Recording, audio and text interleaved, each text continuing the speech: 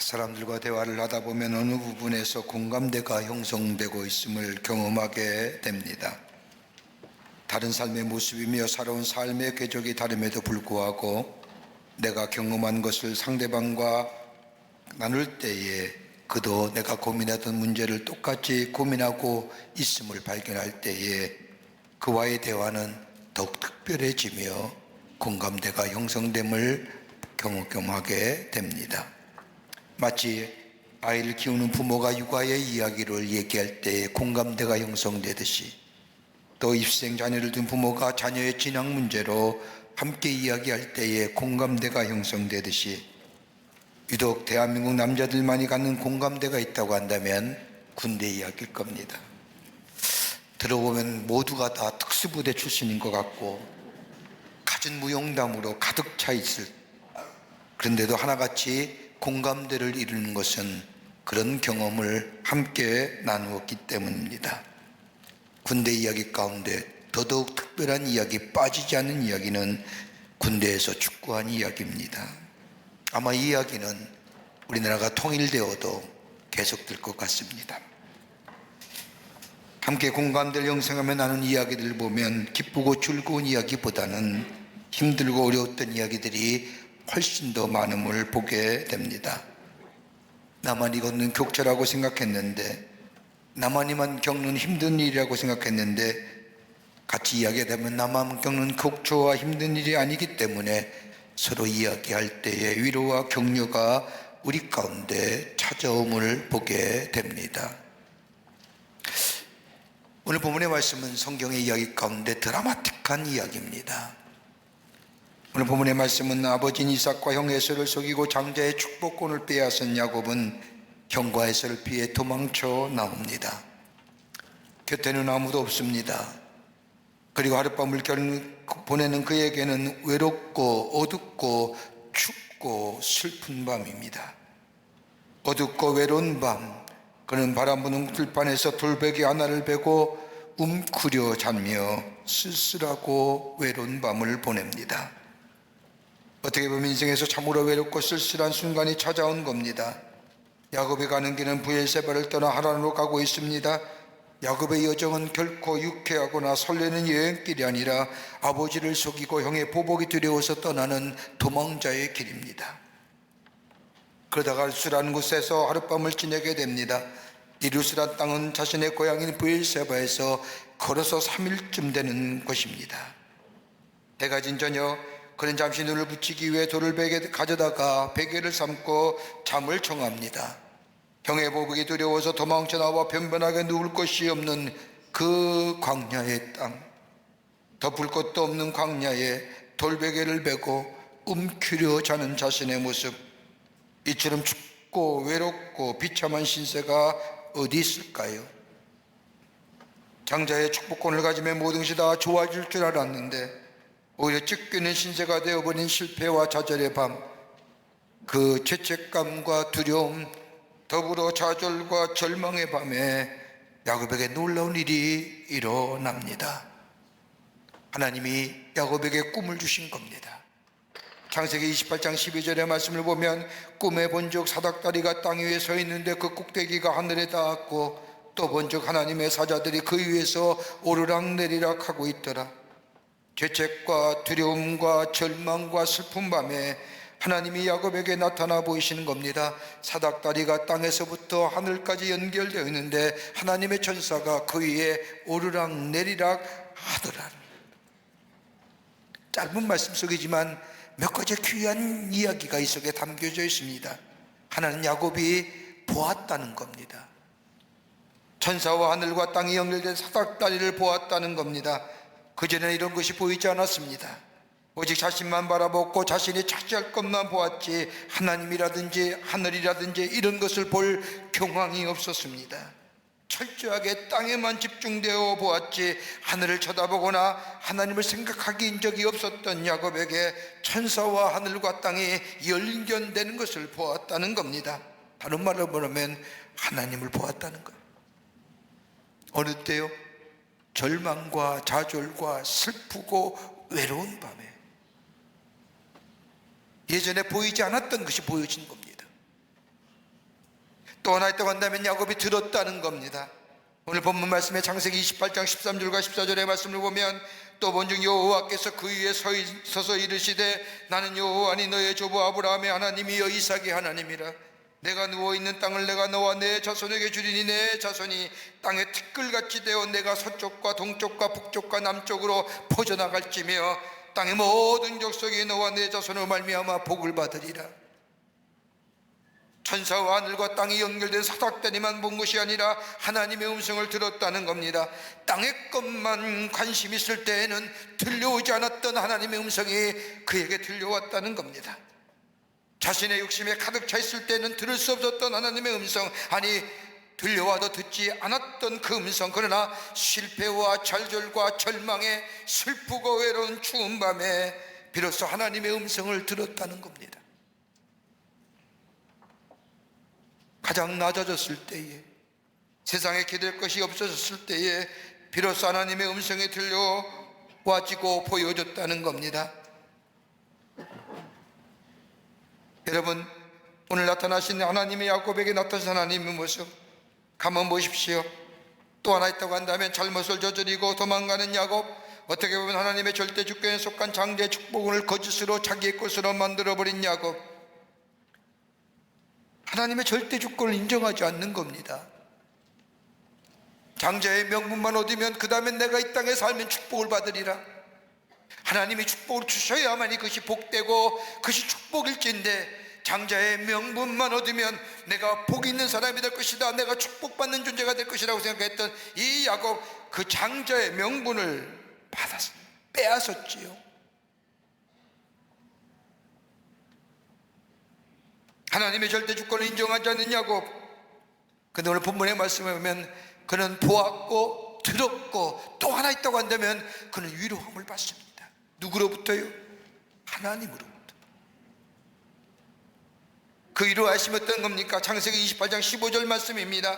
내가 너와 함께 있어 내가 어디로 가든지 너를 지키며 너를 이끌어 이 땅으로 돌아오게 할지라. 내가 내게 허락한 것을 다 이루기까지 너를 떠나지 아니하리라 하신지라.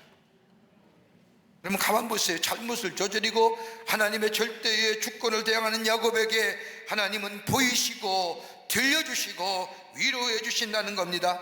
인생의 어두운 밤에 춥고 쓸쓸한 밤에 보는 보내고 있는 야곱에게 하나님은 땅과 자손을 주시겠다고 말씀하십니다. 그리고 그가 어디로 가든지 함께 하시고 떠나지 않겠다고 약속해 주십니다. 여러분, 이거보다 큰 위로가 어디 있을까? 우리는 세상에 살면서 나 혼자라고 느낄 때가 얼마나 많이 있습니까? 주변에 아무리 사람이 많아도, 가까운 가족이 내 옆에 있다 할지라도 고독함을 느끼며 고난과 어려움이 찾아오면 오롯이 혼자 견뎌야 할 시간들, 그때마다 나는 외롭고 춥고 쓸쓸하고 고독한 밤, 제 때문에 위기와 절망에 처하기도 하며 끊어없는 실패감과 무력감으로 인하여 스스로 비참한 시간을 보내기도 하며, 이럴 때일수록 우리의 믿음은 송두리째 흔들게 됨을 보게 됩니다.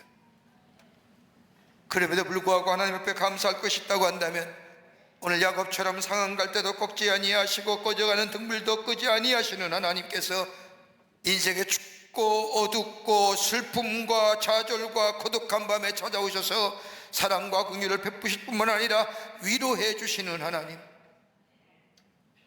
그 은혜가 있기에 오늘 우리가 이 자리에 있음을 주님 앞에 고백하게 됩니다. 자신의 기적인 욕심과 땅의 것만 관심을 갖고 살다가 인생의 어두운 밤을 보내고 있는 야곱에 나타나시어 그에게 들려주시고 보여주시고 위로해 주시고 새롭게 힘을 공급해 주시는 하나님의 은혜가 어떤 은혜였기에 그는 버려진 땅에서 다시금 일어나 하나님의 약속하신 그 약속의 말씀을 붙잡고 걸어가게 할 수 있었던 그 은혜는 어떤 은혜였을까요? 오늘 이 시간 그 은혜가 여러분과 저 가운데 넘쳐나기를 먼저 주의 이름으로 축원합니다. 그 첫 번째 은혜는 어떤 은혜냐? 그럼에도 불구하고의 은혜입니다.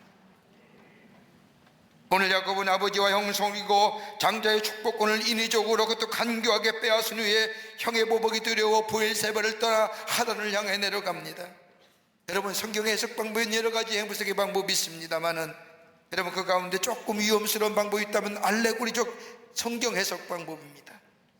여러분, 알레고리적의 성경 해석 방법이란 것은 본문의 문자적 의미를 무시하고 상징적 의미만을 찾으려는 해석 방법입니다. 그러니까 저자가 의도하지 않는 의미를 이야기 속에 억지로 집어넣어 해석하는 방법. 오늘 이 말씀을 굳이 알레고리적 해석을 한다고 한다면, 저 야곱 브엘세바를 떠나 저 루스 땅을 거쳐 하단으로 내려간다는 것은 다름이 아니라 하나님을 떠나 저 하단으로 내려가는, 하나님을 떠나가는 야곱. 마치 부활하신 주님을 알지 못하며 저 부활하신 주님을 깨닫지 못하며 자신의 고향으로 낙행나가는 저 제자들처럼 예루살렘을 떠나 저 땅의 고향으로 내려가는, 하나님을 떠나는 인생. 여러분, 이렇게 본다면 야곱은 하나님의 축복을 받을 수 없는 사람입니다. 복받을 자격이 없는 사람에도 불구하고 오늘 성경 말씀을 보면 하나님은 야곱에게 만나주시고 보여주시고 하나님의 음성을 들려주십니다. 그가 하나님께 대한, 장자에 대한 주시는 하나님의 축복권에 대한 열망이 그에게 있었고, 그것을 얻기 위해서 간교한 계략을 가지고 장자의 축복권을 빼앗음에도 불구하고 하나님의 절대 주권을 인정하지 않는 겁니다. 여러분, 복도 하나님이 주셔야 되는 겁니다. 그래야 그것이 참 복입니다. 내가 인위적으로 빼앗은다고 해서 그 복이 내 복이 되는 건 아닙니다. 여러분, 우리가 다 예수만 믿으면 복 받는 걸로 생각하는데, 온전한 믿음의 자리에 서야만이 하나님이 복 주시고 하나님의 축복해 주시지, 내가 예수 믿는다고 해서 다 복 받은 존재가 되는 건 아닙니다. 여러분, 그거 어떻게 장자의 축복을 빼앗았습니까? 여러분, 창세기 25장 29절과 34절의 말씀을 보면 야곱이 어떻게 장자의 축복권을 자기의 것으로 만드는지 자세히 설명 나와 있습니다. 29절부터 34절의 말씀을 보면 야곱이 죽을 수 없더니 에서가 들에서 돌아와서 심히 피곤하여 야곱에게 이르되 내가 피곤하니 그 붉은 것을 내게 먹게 하라 한지라. 그러므로 에서의 별명은 에돔이더라. 야곱이 이르되 형의 장자의 명문을 내게 팔라. 에서가 이르되 내가 죽게 되었으니 이 장자의 명문이 내게 무엇이 유익하리요? 야곱이 이르되 오늘 내게 맹세하라. 에서가 맹세하여 장자의 명문을 야곱에게 판지라. 야곱이 떡과 팥죽을 에서에게 주매 에서가 먹으며 마시고 일어나 갔으나 에서가 장자의 명문을 가볍게 여김이었더라. 여러분, 가만히 보세요. 야곱이 어떻게 에서의 장자의 명문을 빼앗았는지 오늘 본문의 말씀에 잘 기록합니다.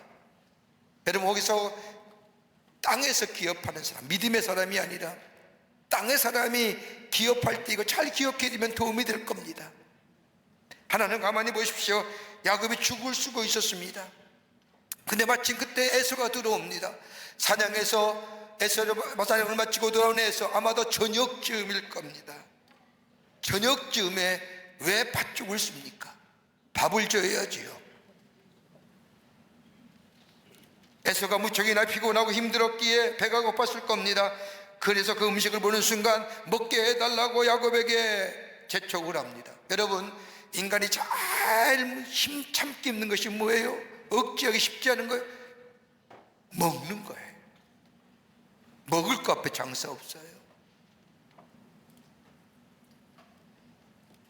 여러분, 금식 그거 쉽게 하는 거 아닙니다. 제 경우는 20일 정도는 살만해요. 할만해요. 괜찮아요. 물하고 소금 먹고 살면 뭐 그렇게 지팡이 들 비유가 없어요.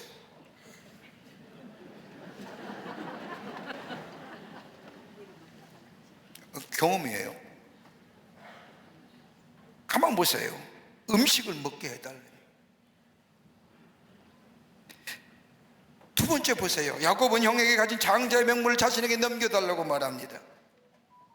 가장 약한 시간에 교묘하게 치밀하게 계산했을 거예요. 형이 돌아오면 배고플 것이고 팥죽을 쓰면 형이 달라고 할 것이고, 그러면 이거 한 거 주면서 장자의 명분을 달라 하자.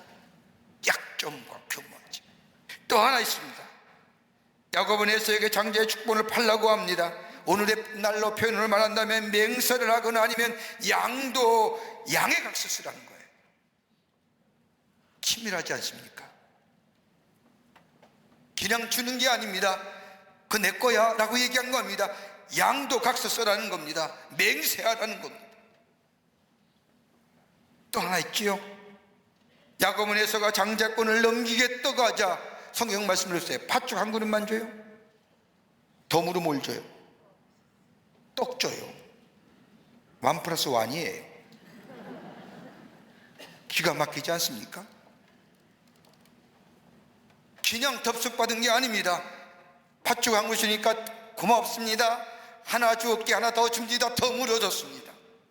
여러분, 야곱은 좋은 것을 구했지만 잘못된 방법으로 얻었습니다. 소중한 것에 대한 열망은 칭찬받을 만하지만은 방법은 칭찬받을 만한 것이 못 됩니다. 열망은 있었지만 과정이 잘못되었습니다.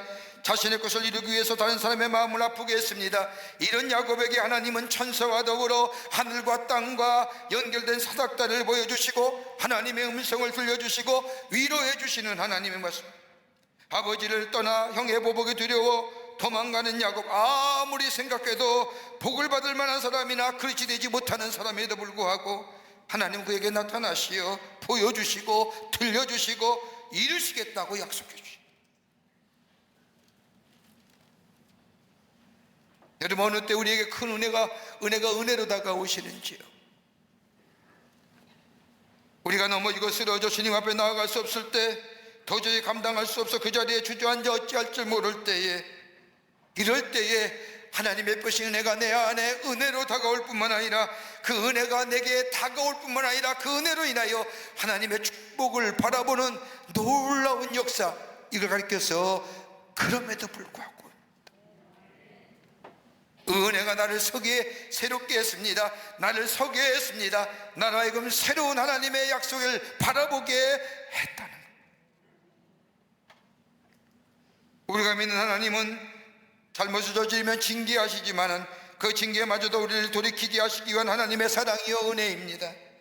사랑과 은혜를 베푸시는 것 다름이 아니라 죄로 인하여 죽을 수밖에 없는 우리들, 그럼에도 불구하고 하나밖에 없는 당신의 독생자 예수님을 이 땅에 보내주셔서 우리의 죄를 대신하여 십자가에 죽게 하심으로 그의 핏값으로 사심받아 우리의 존재를 새롭게 하시고 하나님의 아들이라, 하나님의 자녀라, 하나님의 나라의 백성이라 인쳐주신 그 하나님의 놀라운 은혜, 그 사랑과 은혜가 있기에 우리가 다시금 하나님께로 돌아갈 뿐만 아니라 돌아가기만 하면 우리의 존재를 새롭게 회복시켜 하나님의 자녀로 믿음의 길을 걸어가게 하셨던, 그럼에도 불구하고 은혜, 그 은혜가 있기에 오늘 우리가 여기에 서 있으며 그 은혜가 있기에 우리의 삶에 새로운 하나님의 역사를 경험하게 되는 줄 믿습니다.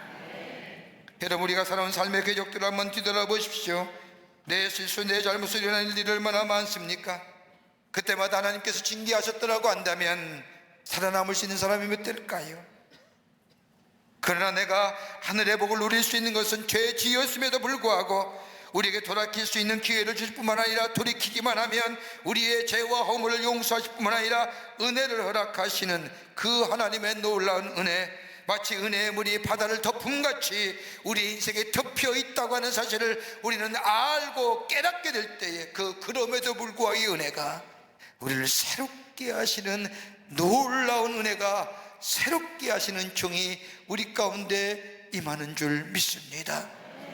여러분, 창세기 27장과 29장의 말씀을 보십시오. 다윗에게 베푸신 하나님의 은혜가 얼마나 큰지 여러분, 성경 다니엘상 27장과 29장의 말씀을 보면 다윗이 사울 왕에게 쫓겨가다가 저 블레셋 가드왕 아기스까지 쫓겨갑니다. 아기스는 다윗을 자신의 영토 안에 들어오게 하고 가드의 시글락이라는 지역에 살게 합니다. 여러분, 가드가 어느 지역이에요?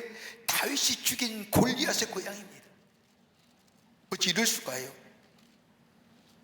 자신이 죽인 이 골리앗의 고향 땅에 이 다윗이 삽니다. 말하자면 다윗은 자신의 목숨을 구하기 위해 적진의 저 블레셋 땅, 그것도 골리앗의 고향 땅에 정착한 겁니다. 그리고 얼마 후에 저 블레셋과 이스라엘 사이에 전쟁이 일어납니다. 그때의 영토의 그 지역의 왕이었던 아기스가 다윗에게 말합니다. 우리 함께 싸우러 가자고.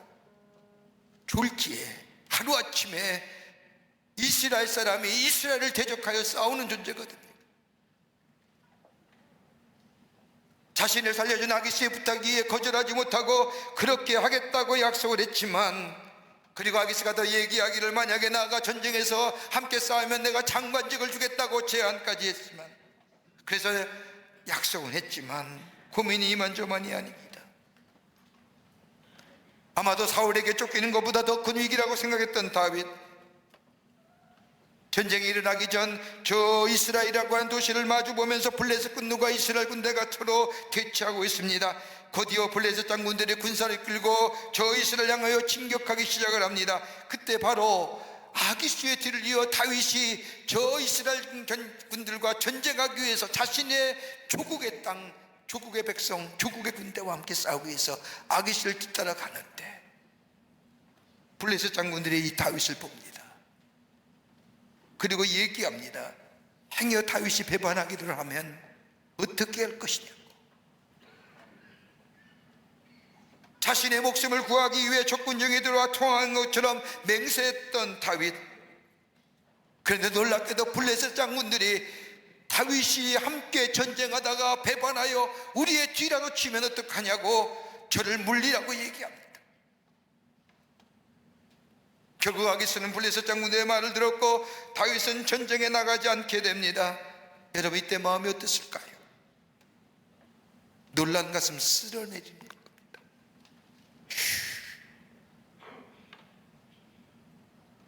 무슨 은혜요? 그럼에도 불구하고 영어의 표현 nevertheless, 그럼에도. 여러분, 우리의 삶 기적처럼 살아온, 기적처럼 베푸신 하나님의 은혜가 우리의 삶 가운데 얼마나 많은지요. 그 은혜 때문에 우리가 살아가는 것이요, 그 감격 속에 살아가는 것이요, 그 은혜가 있기에 감사가 있고, 그 은혜가 있기에 감사 속에 새로운 생명의 역사를 경험하며, 그 은혜가 있기에 다시금 일어설 수 있는 용기와 치유와 회복의 역사. 그럼에도 불구하고 이 은혜, 오늘 야곱에게 그 은혜가 임하게 될 때에 춥고 절망과 어두운 밤, 좌절의 밤에서 그는 다시금 새롭게 일어나는, 그리고 하나님의 약속에, 하나님 인도하시는 약속의 걸음을 걸어가는 존재가 되었던 것. 오늘 그 은혜가 우리 가운데 있어지기를 주의 이름으로 축원합니다. 일어설 수 있는 겁니다. 두 번째는 동행하시는 하나님의 은혜입니다. 오늘 본문의 말씀을 보면 야곱은 철저하게 혼자였습니다. 아무도 의지할 사람이 그에게 없었습니다. 아버지 이삭과 형 에서가 그를 버린 것입니다. 버린 것이 아닙니다. 스스로 버림을 받은 겁니다. 누구 탓할 처지도 못 됩니다. 다른 사람에게 책임을 전가할 것도 못 됩니다. 인간적으로나 영적으로나 철저하게 혼자 고립된 상태의 야곱, 이런 야곱에게 하나님이 찾아와 말씀하십니다. 그 말씀은 다른 것이 아니라 내가 너와 함께 하리라. 오늘 본문 창세기 28장 13절과 15절의 말씀을 보면 하나님이 야곱에게 이렇게 말씀하십니다. 또 본즉 여호와께서 그 위에 서서 이르시되 나는 여호와니 너의 조부 아브라함의 하나님이여 이삭의 하나님이라. 내가 누워있는 땅을 내가 너와 내 자손에게 주리니 내 자손이 땅의 티끌같이 되어 내가 서쪽과 동쪽과 북쪽과 남쪽으로 퍼져나갈지며 땅의 모든 족속이 너와 내 자손으로 말미암아 복을 받으리라. 내가 너와 함께 있어 내가 어디로 가든지 너를 지키며 너를 이끌어 이 땅으로 돌아오게 할지라. 내가 내게 허락한 것을 다 이루기까지 너를 떠나지 아니하니라 하신지라. 동행해 주겠다는 것, 함께 하신 은혜입니다. 여러분, 은혜가 어떤 거예요? 거저받는 거잖아요. 아무 조건과 대가 없이 거저 주시는 거 은혜잖아요. 야곱이 받을 만한 은혜의 자격이 됩니까? 하나님의 절대 주권을 인정하지 않는 거예요. 내가 장자의 명분을 받으면 내가 축복받는 존재, 복된 존재가 되겠다고 생각한 거예요. 하나님이 복 주셔야만이 되는데 그거 잊어버린 거예요. 아니, 그거 무시한 거예요. 명분만 가지면, 장자의 명분 가지면 내 의견과 내 수견대로 내 마음대로 살아도 될 것이라고, 그래도 하나님이 복 주실 것이라고 생각합니다. 복 받을 존재가 아닙니다. 복 받을 그릇이 아닙니다. 그런데 이런 야곱에게 하나님이 나타나셔서 그 넘어지고 쓰러진 야곱, 깊고 추운 외롭고 절망의 밤에 누워있는 야곱을 일으켜 세우셔서 평생 같이 걸어가겠다고 해요. 창세기 33장의 말씀을 보면 야곱이 저 밧단 아람에서 가나안 땅으로 올라오게 됩니다. 가나안에 돌아온 야곱의 가족들 기나긴 여정을 풀고 가나안에 정착합니다. 그런데 예기치 못한 일이 벌어집니다. 그렇게 사랑했던 라헬로부터 얻은 딸 디나가 저 가나안 지역의 족장인 하몰의 아들 세겜으로부터 겁탈을 당합니다. 세겜의 아들을 포함해서 하몰의 족속이 야곱의 아들들이 다 죽여버립니다. 창세기 34장의 말씀을 보면 이 하몰의 족속들에게 너희가 다 할례를 받으면 내가 너희의 죄를 용서하고 우리와 같이 부족의 애들을 이루며 딸 디나를 주겠다고 이야기합니다. 이 약속을 믿고 하몰의 모든 남자들이 할례를 받습니다. 할례를 받음으로 인하여 행동의 부자연스러울 때를 타서 야곱의 아들들이 들어가 다 죽죠. 이 놀라운 일들 소식을 들은 야곱은 생각합니다. 자신의 아들들의 잔인한 행동이 왜 그랬을까? 그리고 자신의 걸어온 날들을 생각하는 거예요. 그때 시간 주마등처럼 들어가는 시간 속에 사건 속에 딱 걸리는 거예요. 아하, 저 루스에서 하나님의 음성을 들었지, 내가 거기에 제단을 쌓았지, 그리고 하나님이 나를 떠나지 아니하시고 나와 동행하시면 내가 하나님 앞에 온전한 11조를 드리며 하나님 앞에 예배드리는 삶을 살겠다고 약속했지 라고 하는 생각이 번뜩. 그리고 가족들 데리고 가나안에 올라가죠. 그리고 하나님 앞에 예배드립니다. 자신의 이방적인 녀석들 금문고리 다 떼어놓고 정결한 마음과 깨끗한 마음으로 다시 그 장소, 나의 목자가 되어주시고 나와 동행해 주셨던 그 하나님의 은혜, 그 불안과 염려와 한숨의 밤이 찬송의 밤으로 바뀌었던 그 장소에 다시금 올라가 가족과 함께 예배를 드리며, 거길 뭐라고 얘기해요? 엘베델. 엘이 뭐예요? 전능하신 하나님의 집, 약속을 성취하신 하나님, 약속을 이루신 하나님, 그러기에 Almighty God.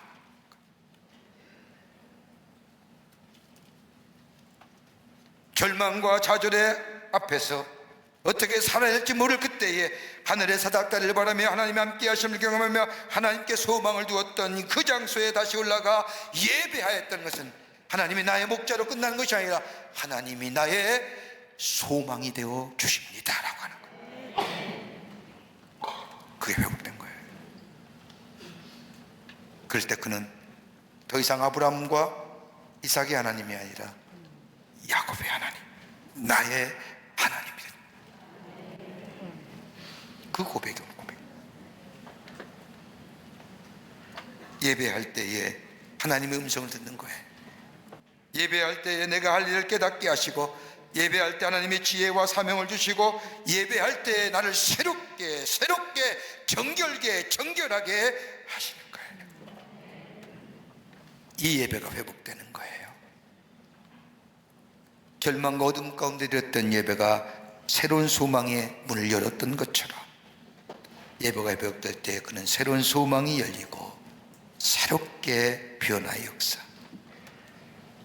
그러기에 그가 애굽에 내려가서 바로 앞에 섰을 때 뭐라고 해요? 내가 살아온 인생을 뒤돌아볼 때 참 힘들고 어려운 인생이었습니다. 그것은 끝났을까요? 분명히 그러나 하나님 나를 동행하셨습니다. 나를 인도해 주셨습니다. 나와 함께 하셨습니다. 이 은혜의 고백이 그 속에 담겨져 있던 겁니다. 이 은혜 여러분과 저 가운데 다시금 우리 안에 임하기를 간절히 소망합니다.